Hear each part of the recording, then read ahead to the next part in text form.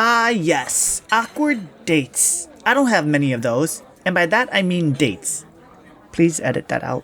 Luckily, I've only had one awkward date so far in my life. It all started on the day of my graduation, and I was looking for all my classmates so I wouldn't miss my graduation walk. We were all supposed to meet together and then walk together, but I had came late, so I had no idea where they were. While searching around the building, I have finally ran into one of my classmates and her whole family. She pointed me to the direction that I was supposed to go, and within a few hours, we all received our piece of paper that allowed us to be a functioning, working member of society. Yay, piece of paper! It was a long day for my first step into adulthood. Later on that night, I received an unexpected text. Ba-gong! Who might that be? It was my classmate from earlier who I had ran into. The text read, "Hey, earlier when I ran into you with my family, my sister saw you and she thought you were really cute." Well, this was certainly not a text that I was expecting. Not a lot of girls out here fancies ya boy, so naturally, I got a little bit excited. I responded with a, "That's awesome. Can you link us up? Send."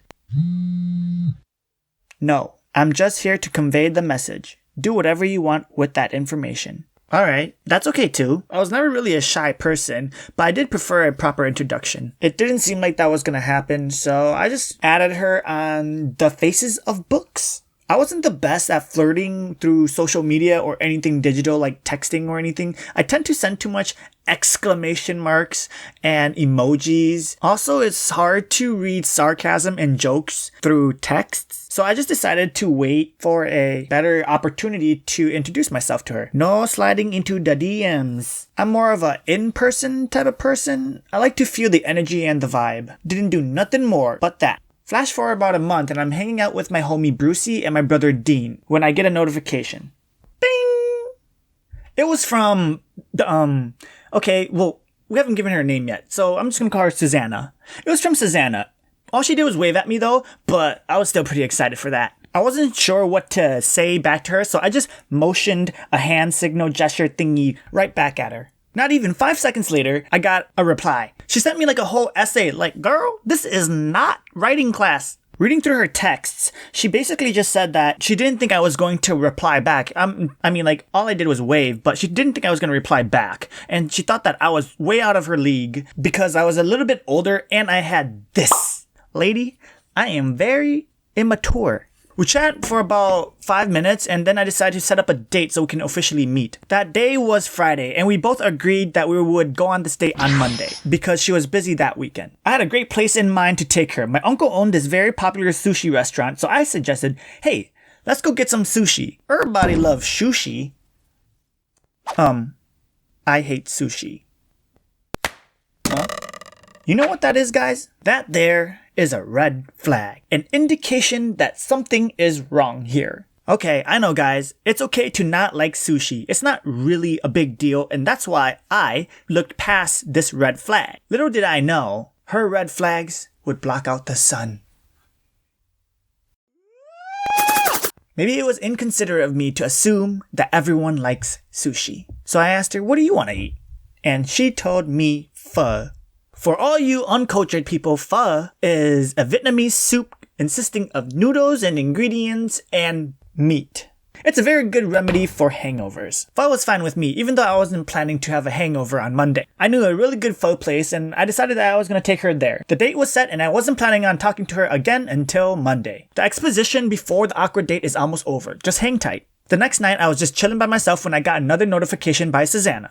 She had been sipping on some of God's nectar and also been inhaling some of the devil's lettuce that night, so she was pretty faded.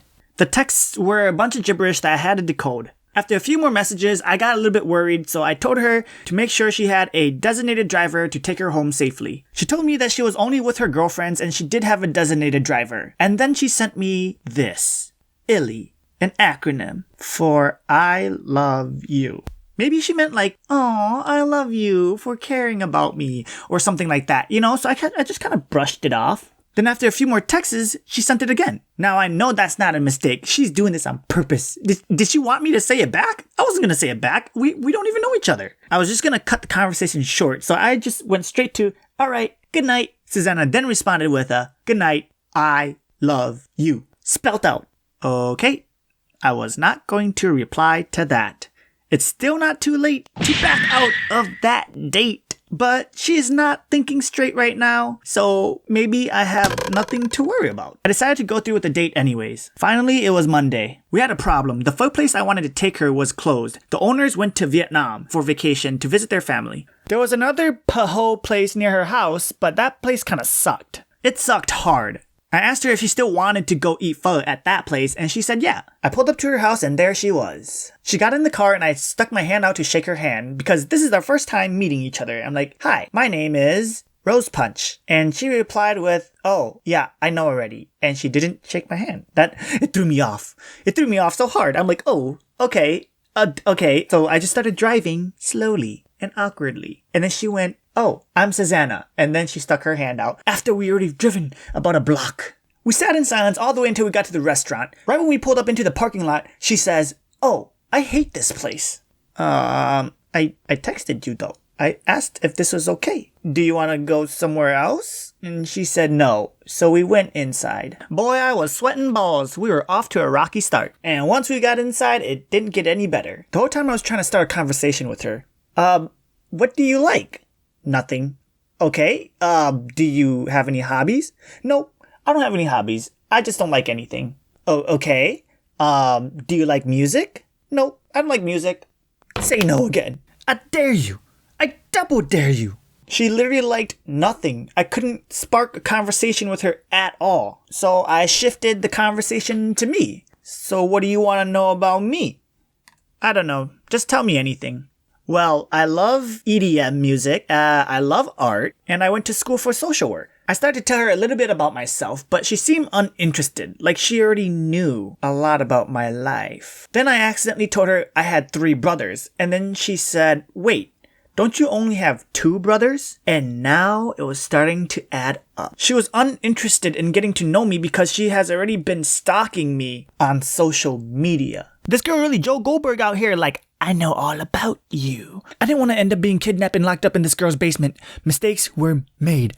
And apparently she's been talking to her sister about me all week. So now there really was nothing to talk about. We just sat there in silence for about 5 minutes. She didn't ask me a single question. I didn't know what to do about the awkward silence, so I thought maybe if I look outside, something out there would be interesting enough to grab my attention, so there's a reason why I'm not talking to her. So I started staring outside.